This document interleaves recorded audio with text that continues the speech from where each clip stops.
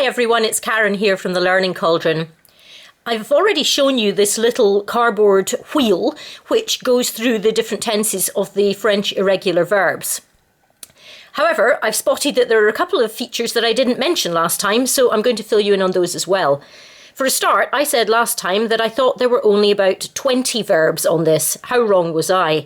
In actual fact, there are 30 on either side. What I haven't spotted is that there are two sides, and therefore there are 60 irregular French verbs dealt with on this little chart. The other handy feature that I noticed when I looked at the perfect tense section, the passé composé, is that it very helpfully tells you whether or not to use avoir or être when you're forming the perfect tense.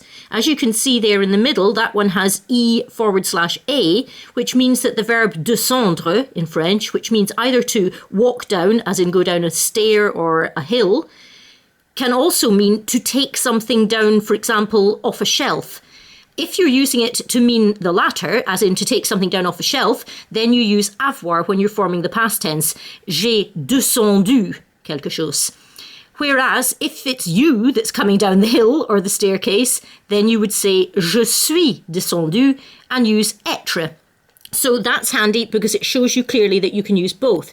Whereas if it was a verb that only used one, for example, être here, and that's devenir, the French to become. So I became, je suis devenu.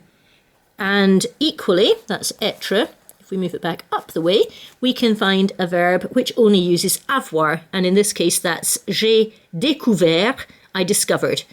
So that's a handy little feature of this. I'm growing to like it more and more, particularly now that I know that there are two sides to it.